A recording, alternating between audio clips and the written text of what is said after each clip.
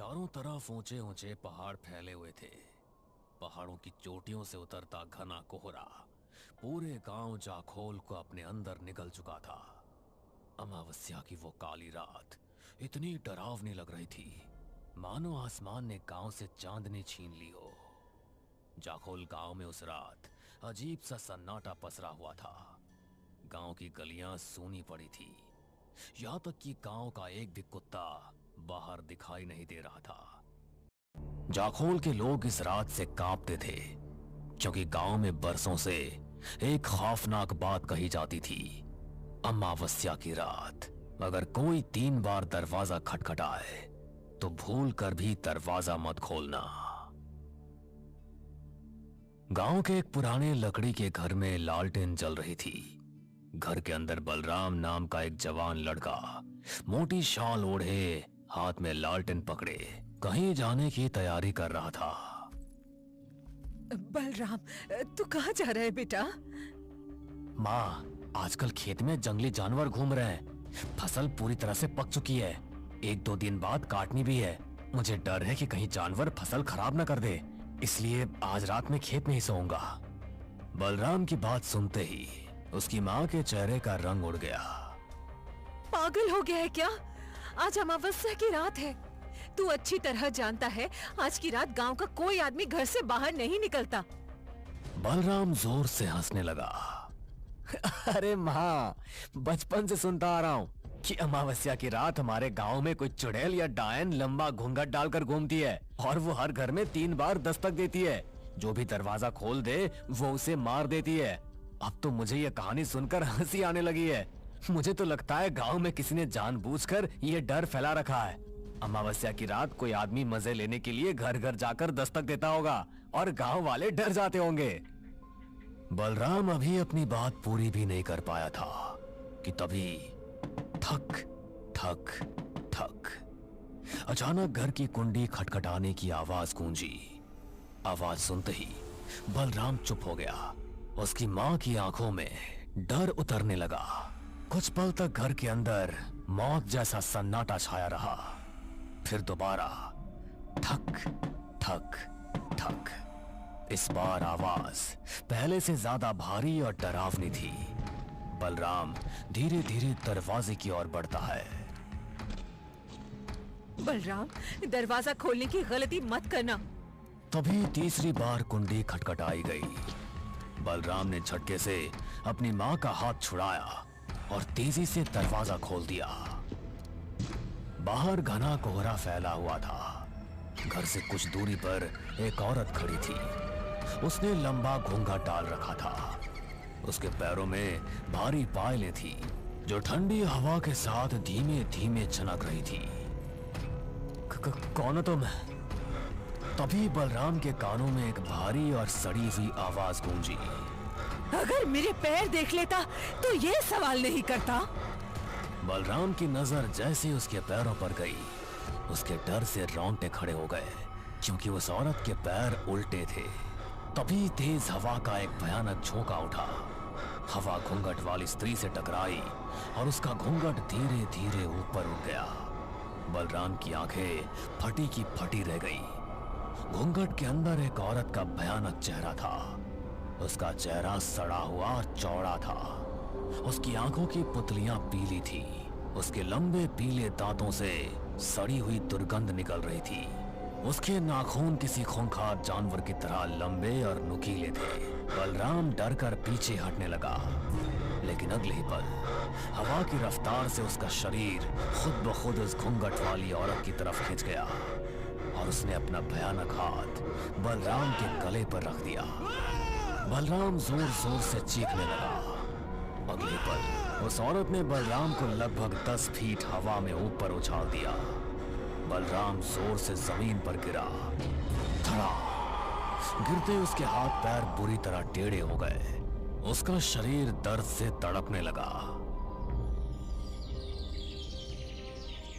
अगली सुबह पूरे गांव में दहशत फैल चुकी थी। गांव के चौराहे पर बलराम की लाश पड़ी थी। गांव के लोग दूर खड़े कांपती हुई नजरों से उसकी लाश को देख रहे थे। बलराम की मां अपनी बेटे की लाश से लिपटकर फूट फूट कर रो रही थी।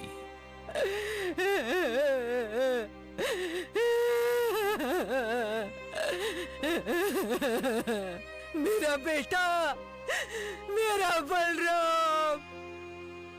गांव के लोग डर से चुप खड़े थे। कोई भी उसकी आंखों में देखने की हिम्मत नहीं कर पा रहा था। तभी गांव का बुजुर्ग मुखिया धीरे धीरे आगे बढ़ा। उसके चेहरे पर दुख से ज्यादा डर दिखाई दे रहा था। तुमने अपने बेटे को समझाया क्यों नहीं? उसे दरवाजा नहीं खोलना चाहिए था। बहुत समझाया था मुखिया जी, लेकिन आजकल की पीढ़ी तो आप जानते ही हैं, बुजुर्गों की बातों को मजाक समझती है। मुखिया ने धीरे धीरे बलराम की लाश की ओर देखा। इसे भी नहीं पता होगा कि अपनी भूल की इतनी बड़ी कीमत चुकानी पड़ेगी। तभी अचानक दूर से मोटरसाइकिल की आवाज सुनाई दी। धड़। गांव के बाहर एक मोटरसाइकिल आकर रुकी। बाइक पर दो लड़के बैठे हुए थे। उनमें से एक लड़का नीचे उतरा और चारों तरफ पसरे मातम को देखकर हैरानी से बोला, यहाँ क्या हुआ है? गांव का मुखिया उसकी तरफ मुड़ा। कौन हो तुम? जी, मेरा नाम अमित है। मैं और मेरा दोस्त हॉन्टेड प्लेसेस और रहस्यमय जगहों पर वीडियो बनाते हैं। इंटरनेट पर आपके गांव जाखोल के बारे में काफी अजीब बातें सुनने को मिली, इसलिए सबसे पहले हम दोनों यहाँ जांच करने आए हैं। अगर मामला इंटरेस्टिंग लगा तो बाद में अपनी पूरी टीम लेकर आएंगे। मुखिया की आंखें अचानक गंभीर हो गई। तो फिर इस लाश को देख लो, सब पता चल जाएगा कि जाखोल गांव की डरावनी कथाएं सच है या झूठ। अमित धीरे धीरे बलराम की लाश के पास पहुंचा।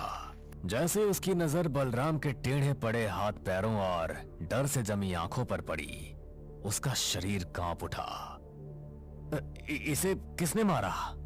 मुखिया ने डरावनी आवाज में जवाब दिया, उसी ने जो हर अमावस्या की रात हमारे गांव के हर घर के दरवाजे पर 3 बार दस्तक देती है और गलती से अगर कोई दरवाजा खोल दे उसे मार डालती है। अमित की आंखों में डर उतरने लगा। कौन है वो? चुड़ैल है, डायन है या पिशाचिनी, कोई नहीं जानता। बस इतना जानते हैं उसके पैर उल्टे हैं, उसके नाखून जानवरों जैसे हैं और उसका चेहरा इतना भयानक है कि शब्दों में बताया नहीं जा सकता। अमित के चेहरे का रंग उड़ चुका था। लेकिन आपने कभी ये जानने की कोशिश नहीं की कि आपके गांव में ऐसा क्यों होता है? मुखिया कुछ पल चुप रहा। ठंडी हवा बहने लगी। इसके पीछे 50 साल पुरानी घटना जुड़ी हुई है, लेकिन अभी तुम्हें बताने का सही समय नहीं है। हमारे गांव में गम का माहौल है, यहां से चले जाओ। अमित ने डरे हुए चेहरे से अपने दोस्त की तरफ देखा और अगले ही पल दोनों जल्दी से मोटरसाइकिल पर बैठे और वहां से निकल गए। कुछ देर बाद पूरे गांव के बीच बलराम का अंतिम संस्कार कर दिया गया। लकड़ियों में जलती आग के साथ गांव वालों के चेहरों पर डर और गहरा होता जा रहा था, क्योंकि वे जानते थे अगली अमावस्या फिर आएगी। दूसरी तरफ दिल्ली शहर की चमचमाती रोशनी के बीच पूजा नाम की एक लड़की अपने फ्लैट में बैठी मोबाइल पर वीडियो देखने में व्यस्त थी। मोबाइल की स्क्रीन पर वही यूट्यूबर अमित जाखोल गांव की कहानी बता रहा था। तभी दरवाजा खुला और अंदर आया अतुल। अतुल पूजा का क्लासमेट था, हंसमुख, बेफिक्र और हर चीज का मजाक उड़ाने वाला। अतुल मुस्कुराते हुए पूजा के सामने बैठ गया। अरे आखिर ऐसा क्या देख रही हो मोबाइल पर कि तुम्हें पता ही नहीं चला कि मैं यहाँ आ चुका हूँ? पूजा ने मोबाइल बंद कर दिया। रियली आजकल लोगों को हो क्या गया है? इतनी बकवास वीडियो बनाते हैं और ऊपर से उन पर इतने व्यूज भी आ जाते हैं। अतुल हंस पड़ा। अरे ऐसा क्या देख लिया तुमने? एक यूट्यूबर की वीडियो देख रही थी, जाखोल गांव के बारे में बता रहा था।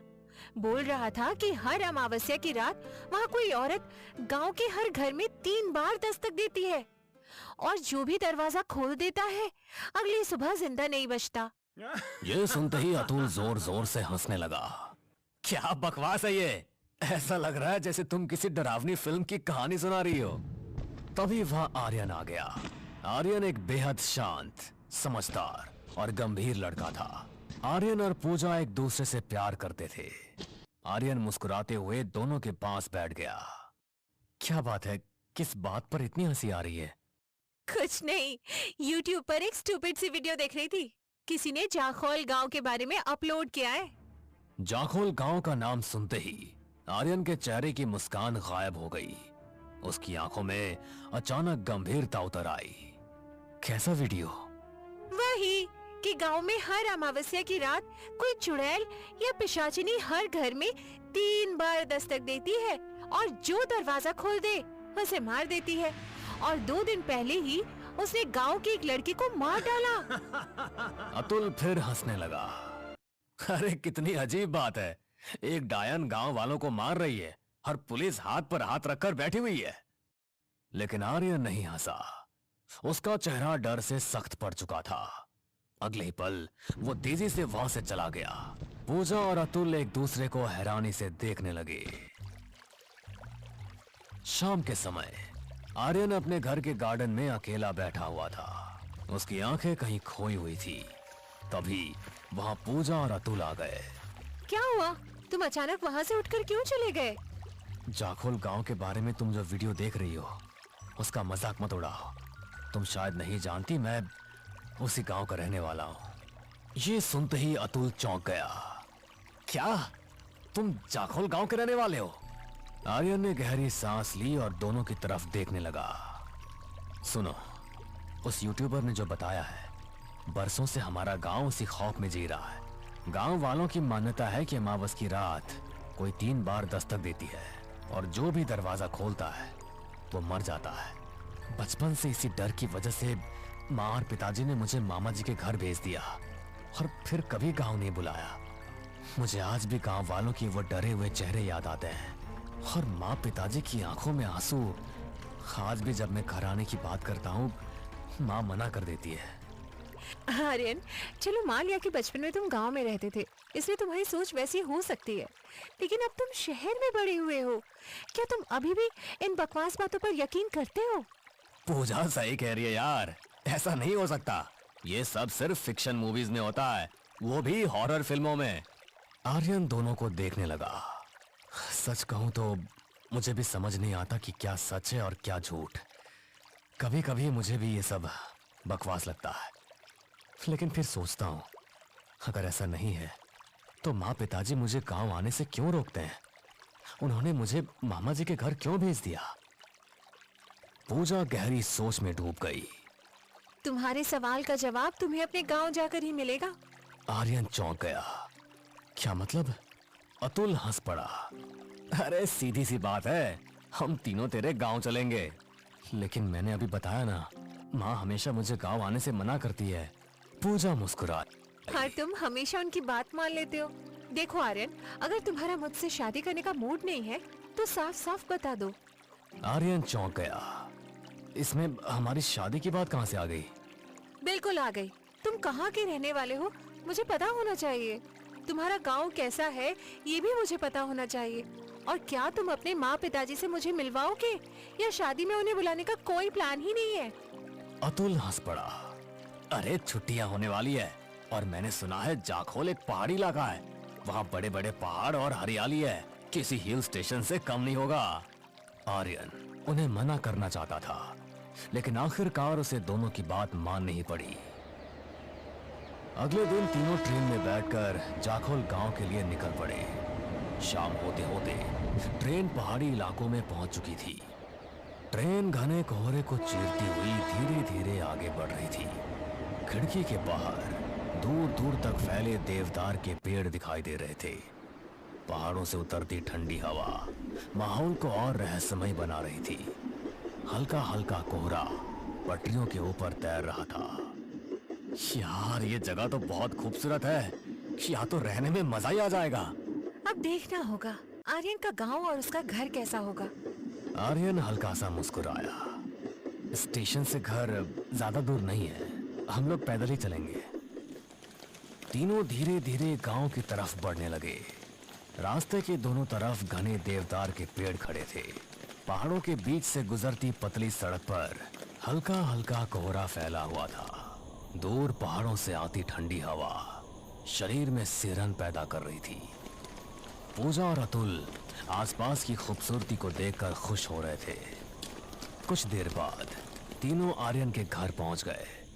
आर्यन ने धीरे से दरवाजे की कुंडी खटखटाई। दरवाजा खुला। सामने आर्यन की मां खड़ी थी, लेकिन बेटे को देखकर उनकी आंखों में खुशी नहीं, एक अजीब सी दहशत थी। आर्यन! तभी चारपाई पर बैठे उसके पिता की नजर भी आर्यन पर पड़ी। तुम्हें यहां नहीं आना चाहिए था। ये सुनते ही आर्यन उदास हो गया। मुझे लगा था बरसों बाद घर लौटूंगा तो आप दोनों मुझे देखकर खुश होंगे, लेकिन यहाँ तो आप दोनों के चेहरे उतर गए। माँ, ये पूजा है और ये मेरा दोस्त अतुल। पूजा ने महसूस किया कि आर्यन के माँ पिताजी बहुत ही डरे हुए थे, लेकिन उसने उस समय कुछ भी नहीं कहा। तुम लोग सफर से थक गए होंगे, हाथ मुंह धो लो, मैं खाना लगाती हूँ। कुछ देर बाद सब लोग साथ बैठकर खाना खाने लगे। पहाड़ी खाने की खुशबू पूरे घर में फैली हुई थी। पहाड़ी गांव के खाने की बहुत तारीफ सुनी थी, लेकिन आज पता चला खाना सच में बहुत स्वादिष्ट होता है। तभी आर्यन हल्के से पूजा की तरफ देखकर मुस्कुराया। पूजा, आहिस्ता बोलो, मत भूलो कि तुम इस घर की होने वाली बहू हो। कहीं ऐसा ना हो कि माँ शादी से इनकार कर दे। पूजा हल्का सा मुस्कुरा दी। रात गहराने लगी थी। बाहर पहाड़ों पर फिर कोहरा उतरने लगा था। तभी आर्यन अपनी माँ के पास आया। माँ, मैं दोस्तों को थोड़ा गांव घुमा कर लाता हूँ। ये सुनते ही उसकी माँ डर गई। पागल हो गए हो क्या? कहीं जाने की जरूरत नहीं है। सुबह का इंतजार करो, रात में बाहर मत निकलो, और कल रात बाहर निकलने की सोचो भी मत। पर क्यों? क्योंकि कल अमावस्या की रात है। माहौल अचानक भारी हो गया। आर्यन चुपचाप वापस कमरे में चला गया। अरे यार, सोचा था गांव की ठंडी रात और हवा एंजॉय करेंगे, लेकिन यहाँ तो सब डरे हुए हैं। अगली सुबह आर्यन अपने दोस्तों को गांव घुमाने ले गया। पहाड़ों के बीच बसा जाखोल दिन में बेहद खूबसूरत दिखाई देता था। घने देवदार के पेड़, हल्का हल्का कोहरा और पहाड़ों से उतरती ठंडी हवाएं पूरे माहौल को जादुई बना रही थी। लेकिन इस खूबसूरती के पीछे एक अजीब सा डर छुपा हुआ था। गांव वाले तीनों को अजीब नजरों से देख रहे थे। उनकी आंखों में साफ डर दिखाई दे रहा था। शाम होते ही आर्यन की माँ जल्दी जल्दी घर की कुंडी बंद करने लगी। माँ, आपने दरवाजा इतनी जल्दी क्यों बंद कर दिया? चुपचाप रहो, कोई सवाल मत करो। बलराम ने भी अपनी माँ की बात नहीं मानी थी और मारा गया। मेरी बात ध्यान से सुनो। कल सुबह अपने दोस्तों को लेकर शहर वापस चले जाना और फिर कभी यहाँ मत आना। इतना कहकर वो वहां से चली गई। अतुल आर्यन की तरफ देखने लगा, लेकिन उसने कुछ भी नहीं कहा। रात गहरा चुकी थी। बाहर कोहरा और सन्नाटा पहले से ज्यादा डरावना हो चुका था। घर के अंदर तीनों बैठे बातें कर रहे थे। तभी ठक ठक ठक, अचानक दरवाजे पर दस्तक हुई। पूजा चौंक गई। इतनी रात में कौन हो सकता है? फिर दोबारा ठक ठक ठक। इस बार आवाज पहले से भारी था।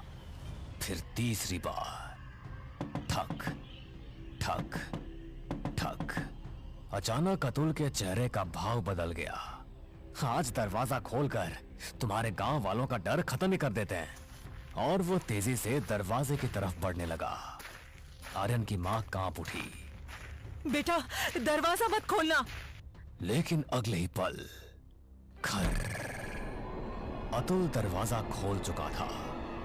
जैसे ही दरवाजा खुला, हवा का भयानक झोंका अंदर घुसा और अतुल का शरीर हवा की रफ्तार से लगभग 4 फुट आगे खींच गया।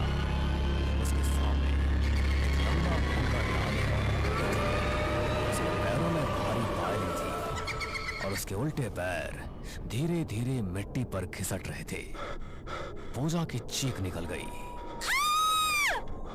तभी घूंघट वाली स्त्री की गर्दन धीरे धीरे ऊपर उठी और उसके घूंघट के अंदर से 2 पीली आंखें चमकने लगी। अगले ही पल अतुल का शरीर हवा में ऊपर उठने लगा। अतुल! आर्यन उसे पकड़ने दौड़ा, लेकिन तभी अचानक घर की लालटेन बुझ गई। पूरा घर अंधेरे में डूब गया और उसी अंधेरे में अतुल की दर्दनाक चीख गूंजी। बचाओ! क्या अतुल जिंदा बच पाएगा? आखिर कौन थी वो घूंघट वाली स्त्री? क्यों वो हर अमावस्या की रात 3 बार दस्तक देती थी? और जाखोल गांव के 50 साल पुराने रहस्य का उससे क्या संबंध था? इन सभी सवालों के जवाब जानने के लिए हमारे साथ जुड़े रहिए इस कहानी के अगले भाग में भी।